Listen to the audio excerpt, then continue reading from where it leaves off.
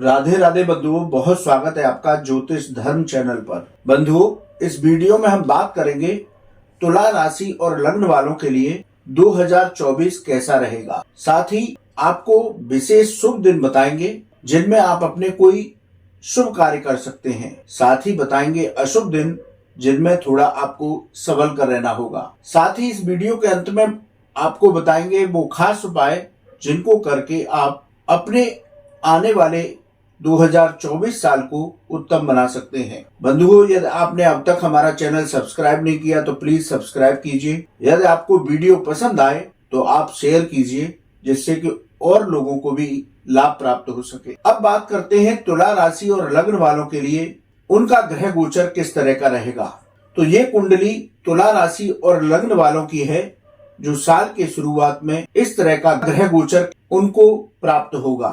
यदि ज्योतिष शास्त्र के 4 प्रमुख ग्रहों की बात की जाए जो लंबी अवधि में अपना राशि परिवर्तन करते हैं, वो है शनिदेव। शनिदेव पूरे वर्ष भर आपके पंचम भाव अपनी स्वराशि में गोचर करेंगे।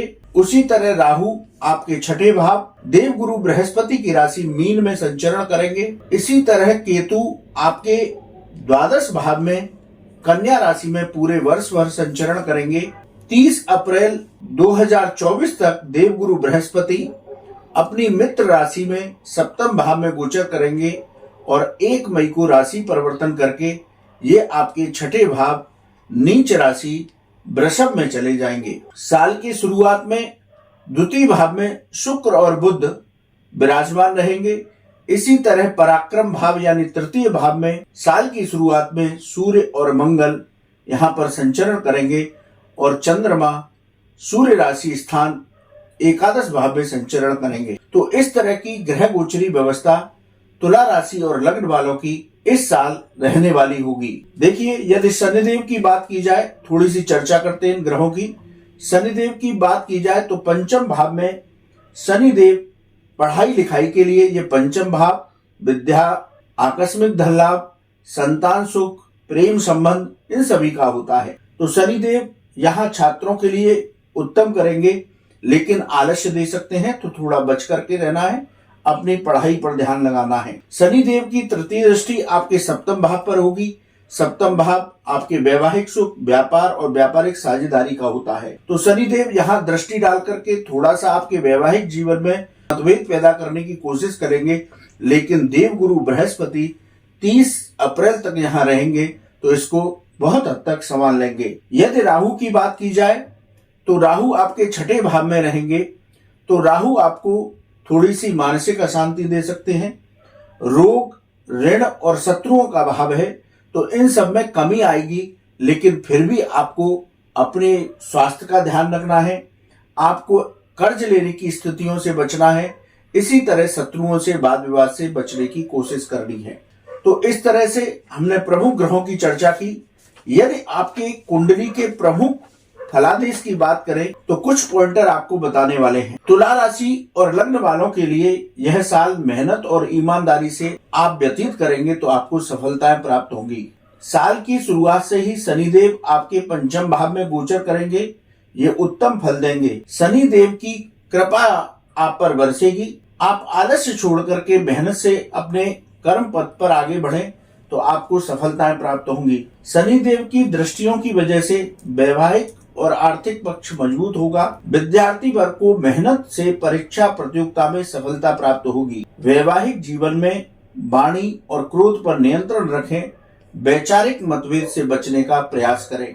30 अप्रैल तक देवगुरु बृहस्पति आपके सप्तम भाव में रहकर पहले, तीसरे और एकादश भाव पर दृष्टि डालेंगे, यानी कि आपका स्वास्थ्य उत्तम होगा। व्यापार में आर्थिक लाभ के योग बनेंगे।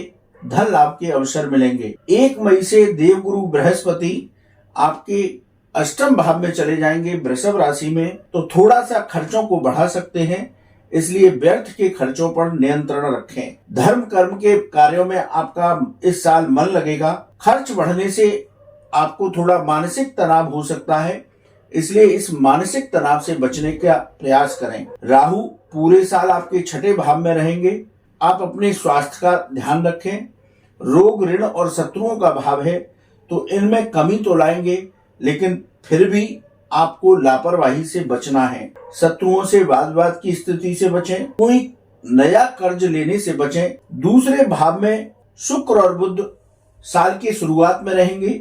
ये भाव धन का भाव है, वाणी का भाव है और कुटुंब का भाव है। तो शुक्र और बुध की वजह से आपकी वाणी मधुर रहेगी। अच्छे व्यवहार से आप लोगों के बीच सम्मान प्राप्त करेंगे। नौकरी की दिशा में इस साल किए गए प्रयास आपके सार्थक होंगे। जिन लोगों के पास नौकरी और रोजगार नहीं है तो उनकी ये तलाश इस साल पूरी हो जाएगी। यदि आप नौकरी करते हैं तो इस साल नौकरी में पदोन्नति भी होगी और वेतन वृद्धि भी हो सकती है। साल के बीच में कुछ समस्याएं आ सकती हैं, लेकिन उनसे घबराए नहीं, उन समस्याओं का निराकरण हो जाएगा। साल की शुरुआत में तुला राशि और लग्न वालों के लिए समय बहुत अच्छा रहने वाला होगा। 30 अप्रैल तक जो लोग अविवाहित हैं उनको विवाह के प्रस्ताव आ सकते हैं। व्यापारियों के लिए यदि बात करें तो साल की शुरुआत अच्छी होगी। साल के मध्य में आपका व्यापार स्थिर हो जाएगा, यानी कि धन की हानि और लाभ आपको बराबर प्राप्त होंगे। साल के मध्य में व्यापार स्थिर रहेगा। स्वास्थ्य का ध्यान रखें, लापरवाही से बचें। तो तुला राशि और लग्न वालों के लिए ये साल बहुत उत्तम रहेगा। यदि विशेष योग की बात की जाए तो इस साल मालव्य नाम का राजयोग आपको प्राप्त होगा। इस योग के आने से आपको धन लाभ, नौकरी में पदोन्नति, व्यापार में उन्नति सब कुछ प्राप्त होगा।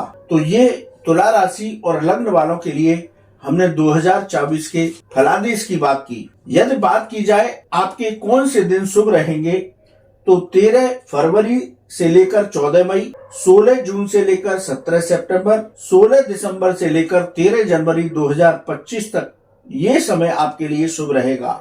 वहीं अशुभ दिनों की बात की जाए तो 15 जनवरी से 13 फरवरी, 15 मई से 15 जून और 18 सितंबर से लेकर के 18 नवंबर तक का समय अशुभ रहेगा। इनमें थोड़ा आपको संभल कर रहना होगा। बंधुओं, अब बात करते हैं वो खास उपाय जिनको करने से तुला राशि और लग्न वालों को पूरे वर्ष भर उत्तम फलों की प्राप्ति होगी। तुला राशि शुक्र प्रधान राशि है, इसलिए आप माँ दुर्गा की आराधना करें, माँ महालक्ष्मी के मंत्रों का जप करें और कन्याओं को खीर का दान करें तो ये वर्ष आपके लिए उत्तम फलदायी होगा। आप सभी को नए वर्ष की मंगलमय शुभकामनाएं। आपको वीडियो कैसा लगा आप कमेंट बॉक्स में लिखें। यदि आपका कोई सवाल है तो आप हमारे व्हाट्सएप नंबर पर लिखें, हम उसका जवाब अवश्य देंगे। राधे राधे।